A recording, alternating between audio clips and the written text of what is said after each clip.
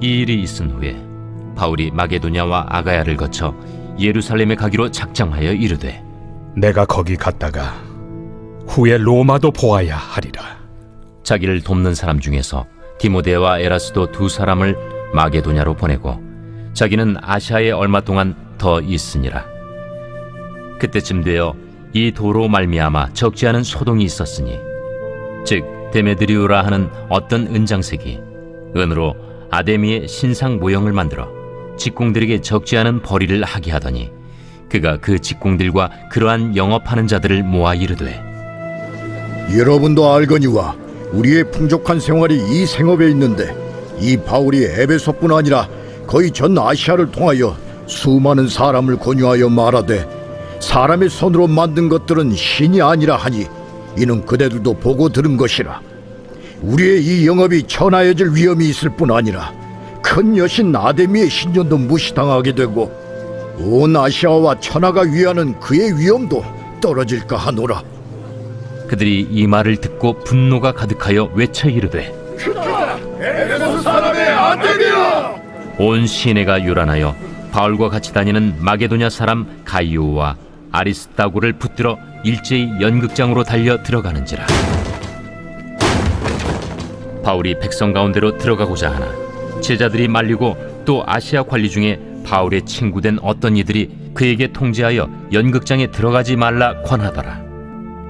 사람들이 외쳐 어떤 이는 이런 말을 어떤 이는 저런 말을 하니 모인 무리가 분란하여 태반이나 어찌하여 모였는지 알지 못하더라. 유대인들이 무리 가운데서 알렉산더를 권하여 앞으로 밀어내니 알렉산더가 손짓하며 백성에게 변명하려 하나 그들은 그가 유대인인 줄 알고 다 한 소리로 외쳐 이르되 에베소 사람의 아데미야! 하기를 2시간이나 하더니 서기장이 무리를 진정시키고 이르되 에베소 사람들아, 에베소시가 큰 아데미와 제우스에게서 내려온 우상의 신전지기가 된 줄을 누가 알지 못하겠느냐? 이 일이 그렇지 않다 할 수 없으니 너희가 가만히 있어서 무엇이든지 경솔이 아니하여야 하리라. 신전의 물건을 도둑질하지도 아니하였고 우리 여신을 비방하지도 아니한 이 사람들을 너희가 붙잡아 왔으니 만일 데메드리오와 그와 함께 있는 직공들이 누구에게 고발할 것이 있으면 재판날도 있고 총독들도 있으니 피차 고소할 것이요 만일 그 외에 무엇을 원하면 정식으로 민회에서 결정할지라. 오늘 아무 까닭도 없는 이 일에 우리가 소요 사건으로 책망받을 위험이 있고 우리는 이 불법 집회에 관하여 보고할 자료가 없다 하고 이에 그 모임을 흩어지게 하니라. 오늘 사도행전 19장 후반부 함께 살펴보도록 하겠습니다. 사도행전은 교회의 탄생과 교회 확장을 이야기하고 있습니다. 오순절날 성령 강림으로 예루살렘 교회가 탄생하게 되었고 예루살렘 교회에 핍박이 임하여 온 유대와 사마리아로 믿는 자들이 흩어져 복음을 전하게 되었죠. 또한 더불어 이방인들의 회심도 나타나게 되었는데 이방인들을 위해서 하나님은 사울을 준비시켜 주셨습니다. 안디옥의 최초의 이방인 교회가 세워지게 되었고 바나바가 파송되어 사울과 함께 안디옥 교회를 목회하게 되어졌죠. 안디옥 교회는 최초의 선교사인 바나바와 사울을 파송하게 되었고 1차 전도여행 이후에 두 사람은 각각의 전도팀을 꾸려서 2차 전도여행을 떠나게 되어집니다. 2차 전도여행은 바울과 실라 그리고 디모데 누가가 한 팀이 되어서 움직이게 되었고요. 원래는 아시아로 가려 했지만 하나님의 인도로 유럽인 마게도냐로 향하게 됩니다. 빌립보, 데살로니가, 베레아 그리고 아덴에 거쳐서 고린도까지 복음을 전하게 되고 2차 전도여행을 마무리하게 됩니다. 곧이어 3차 전도여행을 하게 되었는데요. 바울은 자신이 전도하였던 곳들을 돌아보고 브루스길라와 아굴라는 에베소로 직접 가게 됩니다. 그곳에서 아볼로를 만나게 되고 아볼로가 예수를 더 깊이 알고 고린도로 먼저 떠나게 되어지죠. 이제 바울이 에베소에 도착하여서 이곳에서는 2년 3개월 동안 좀 긴 시간 동안 복음을 전하게 되어지는데요. 그런 가운데 이쯤에서 이제 이 에베소에 큰 소란이 일어나게 되어졌습니다. 먼저는 이 바울이 자기가 어떤 계획을 갖고 있는지를 자기의 동역자들에게 고백을 하는데요. 21절 보시면 이 일이 있은 후에 바울이 마게도냐와 아가야를 거쳐 예루살렘에 가기로 작정하여 이르되 내가 거기 갔다가 후에 로마도 보아야 하리라 하고, 바울의 계획은 마게도냐를 거쳐서 아가야 그리고 예루살렘까지 돌아가서 결국은 로마로 가고 싶다는 이야기를 하고 있습니다. 마게도냐는 2차 전도여행에서 교회를 세웠던 빌립보, 데살로니가, 베레아, 여기가 이제 마게도냐고요. 그리고 아가야가 고린도 교회가 있는 지역이 아가야입니다. 이런 계획을 갖고 있었습니다. 그리고 디모데와 에라스돈을 먼저 마게도냐를 보내서 교회를 돌보게 합니다. 그리고 이제 전도팀 중에는 성경에 나와 있지 않지만 몇몇의 사람만 남고 이제 바울이 이제 거의 홀로 남게 되었습니다. 그런데 여기서 큰 소란이 일어나게 되는데요. 그 내용이 은을 가지고 우상을 만드는 데메드리오라는 사람이 사람들을 이 선동해서 자신들의 영업권을 보장하기 위해 바울의 일행과 그리고 예수 믿는 자들을 어떻게 처단하고자 하는 그런 선동을 하게 되어집니다. 27절 말씀을 보면 데메드리오의 선동의 구절이 나옵니다. 우리의 이 영업이 천하여질 위험이 있을 뿐 아니라 큰 여신 아데미의 신전도 무시당하게 되고 온 아시아와 천하가 위하는 그의 위엄도 떨어질까 하노라 하더라. 이 데메드리오는 예수를 전하는 바울의 일행 그리고 예수 믿는 사람들이 점점 늘어나게 되자 우상을 숭배하는 자신들의 권세가 줄어들고 또 우상을 섬기지 않으니까 돈도 못 벌게 되고 또 아데미의 위엄도 떨어지면 자신들이 앞으로 이제 먹고 사는 것도 걱정이 되니까 선동하여서 바울과 예수 믿는 자들을 쫓아내고자 합니다. 그래서 이제 연극장으로 사람들을 불러들이고 그리고 그 바울과 함께 사역하는 이 가이오와 아리스타고를 붙들어서 그들을 질책하고 선동해서 아마도 돌로 쳐 죽이려고 하지 않았을까 싶습니다. 근데 이 상황을 알게 된 바울이 그 연극장으로 들어가려고 했지만 다른 제자와 또 아시아 관리 중에 바울의 친구된 자가 절대 들어가지 말라고, 그 말은 들어가면 넌 죽는다, 네가 이 우두머리니까 반드시 너를 해칠 것이다 라고 그렇게 걱정을 하게 되죠. 그런 가운데 그 안에서는 이 에베소의 유대인들도 함께 있었기 때문에 바울도 유대인으로 여겨져서 이 같은 도매급으로 유대인들이 이 고초를 당할 수도 있다고 염려를 한 것입니다. 그래서 알렉산더라는 사람을 앞에 세워서 네가 좀 가서 저 바울과 우리는 다른 존재다라는 걸 좀 말하게끔 하려고 하였습니다. 그런데 그게 저지가 당합니다. 너희들도 다 유대인인데 유대인끼리 다 짜고 치려고 하는 거 아니냐 하면서 저지를 당하게 되죠. 너무 소란하게 되어지고 옥신각신하는 것이 2시간이나 진행이 되었습니다.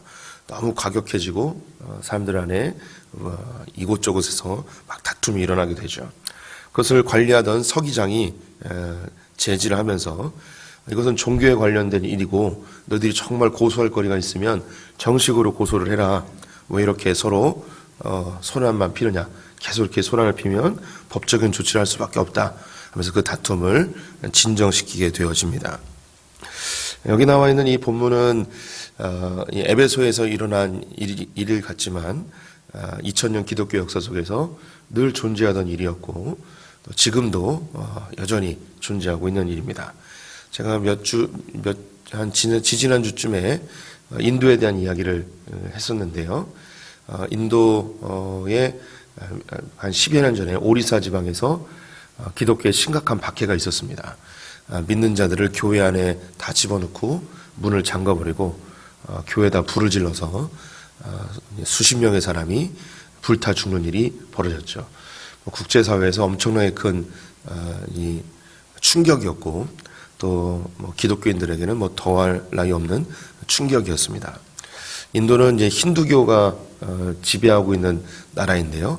이 힌두교를 오늘 국교는 힌두교가 아니에요. 인도는 이 연방제로 돼 있어서 굉장히 자유를 중요하게 생각하는 나라입니다. 그런데 힌두교가 마치 국교처럼 돼버렸어요. 그 이유는 힌두교를 중심으로 한 이 정당이 있습니다. 이 정당이 사람들에게 힌두교를 이용해서 표를 얻어내는 것이죠. 그러면 이 사람들의 마음을 얻는 좋은 방법이 뭐냐면 적을 만들면 굉장히 이 마음을 사기가 쉽습니다. 아주 안 좋은 방법인데 뭐 그대로부터 늘 존재해왔던 방법이죠. 그래서 이 힌두교 정당이 사람들의 마음을 얻고 하나로 결집시키는 방법으로 서양 세력을 적대시하였습니다. 이 서양 세력이라면 기독교와 이제 미국을 적대시하게 된 거죠.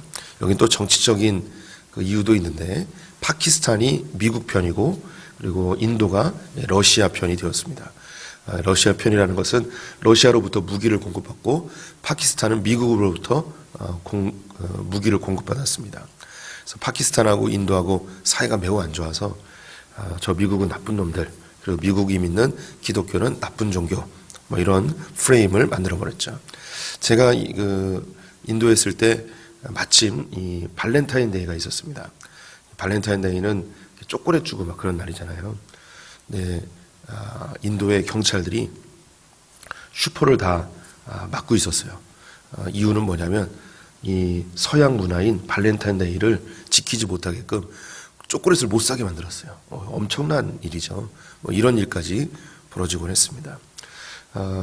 이 그 힌두교가 갖고 있는 이 카스트 제도에 의해서 예수를 믿으면 사람들이 개화되고 직업 훈련도 시키고 교육도 시키고 하니까 이 카스트 제도가 위험해지는 거예요. 그래서 예수 믿는 사람들로 하여금 더 전도하지 못하게끔 공포심을 조장하기 위해서 예수 믿는 사람들을 핍박하고 불태워 죽이고 이런 일들이 벌어진 것이죠. 지금도 세계 곳곳에서 예수 믿는 사람들이 핍박을 당하고 있습니다.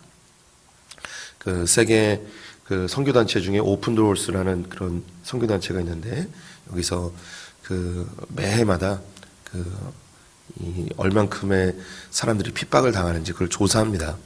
네, 몇 년 전에 통계이긴 하지만 하루에 500명씩 예수 믿는 것 때문에 순교를 당하는 것으로 통계가 나옵니다.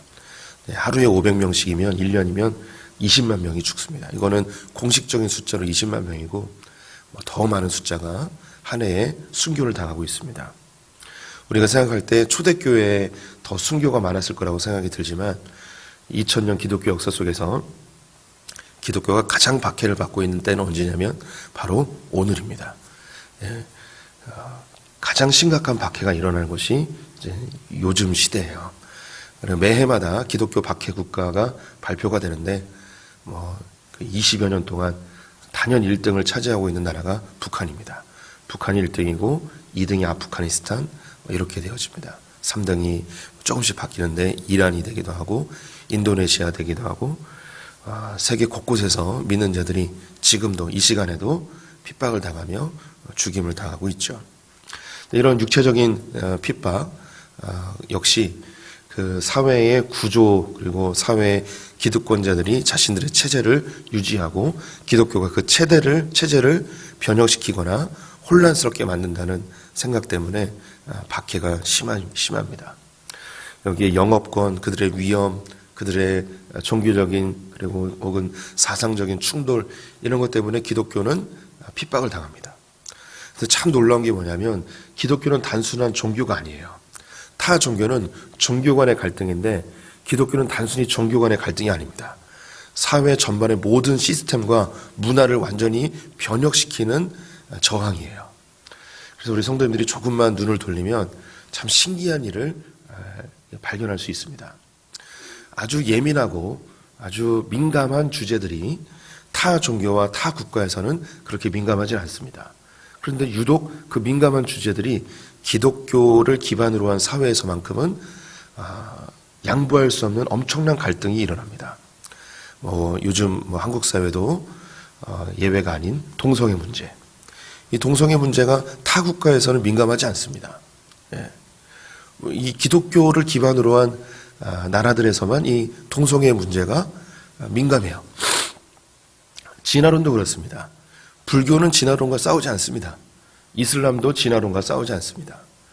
다른 종교들은 이 진화론과 싸우지 않죠. 심지어 천주교도 진화론과 그렇게 적대적으로 싸우지 않습니다. 유독 이 기독교만 이 진화론과 끊임없이 투쟁하고 싸우게 되어지죠. 공산주의가 나타났을 때, 마르크스의 유물론이 나왔을 때도 타 종교들은 별로 관심이 없습니다. 그런데 기독교만큼은 이 공산주의와 끝없이 대립하게 되고, 공산주의는 어떻게든 기독교를 없애려고 하고, 기독교는 공산주의와 목숨 걸고 저항하며 싸우는 일이 이 역사 속에서 일어나게 되어지죠. 요즘은 이런 정치적인 이슈보다도 때로는 이 포스트 모더니즘이라는 그런 문화적인 이슈가 또 이 시대의 또 중요한 화두입니다. 그런데 타 종교에서는 이 포스트 모더니즘하고 싸우지 않습니다. 오히려 이 포스트 모더니즘을 더 잘 받아들이죠. 이 포스트 모더니즘을 가장 쉽게 표현하면 자기가 신이 되는 거예요.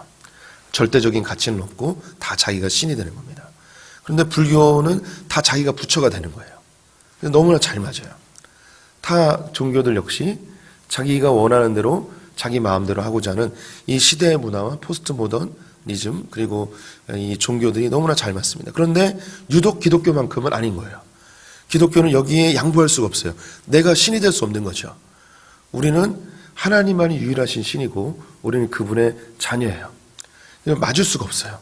그래서 이 세상에 있는 흘러가고 있는 모든 문화, 철학, 사상, 정치 이 모든 것들이 기독교와 다 충돌합니다. 예, 저만 신기한가요? 예. 이건 정말 이상한 거예요. 이 시대에 흘러가 있는 모든 문화와 철학과 사상 이 모든 것들이 타 종교하고는 전혀 충돌이 없어요. 근데 유독 기독교만큼은 모든 면에서 충돌하죠. 그래서 세상에 있는 모든 것들이 다 기독교를 공격합니다. 이거는 요한계시록에 다 예언이 되어 있습니다. 그 요한계시록 18장에 보면 음녀라고 표현되어지는 존재가 등장합니다.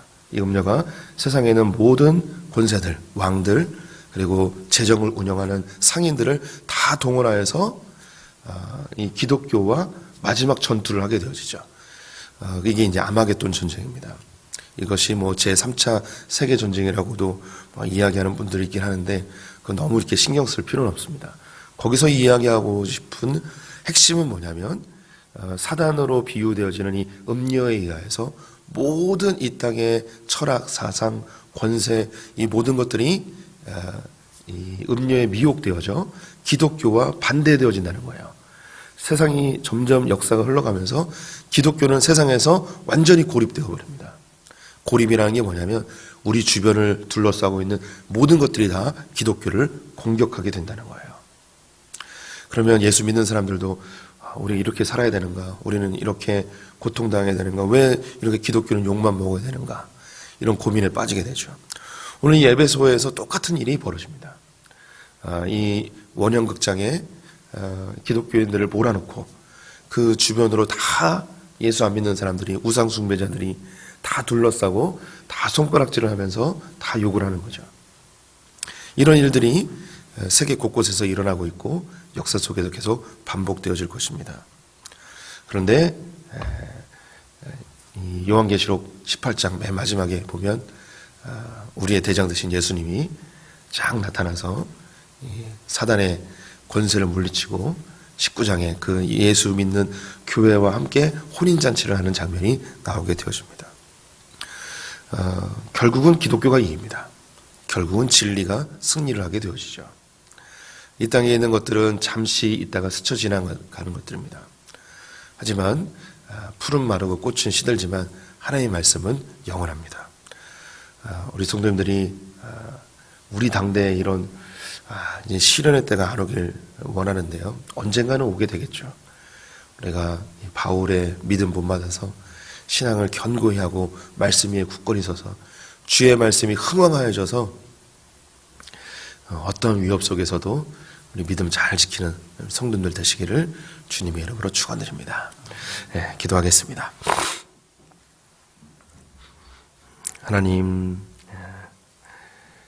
하나님의 이 진리는 변함이 없고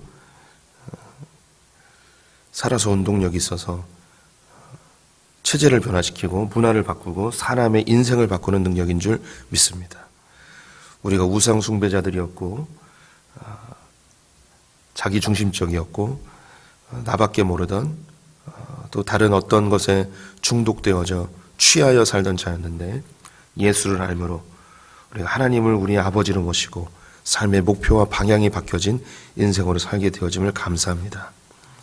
그러나 이 예수로 인해서 우리가 때로는 핍박을 당하기도 하고 조롱을 당하기도 하고 무시를 당할 때도 있지만 결국은 예수의 진리가 승리할 것을 믿고 우리가 오늘도 믿음의 여정을 한 발씩 내딛습니다. 주님, 우리를 붙들어 주시옵소서. 하나님, 우리의 여정을 미리 알고 계시고 선포해 주신 주님 감사합니다. 우리의 끝을 알기에 두려워하지 아니하고 담대히 신앙생활하는 자들 되게 하여 주시옵소서.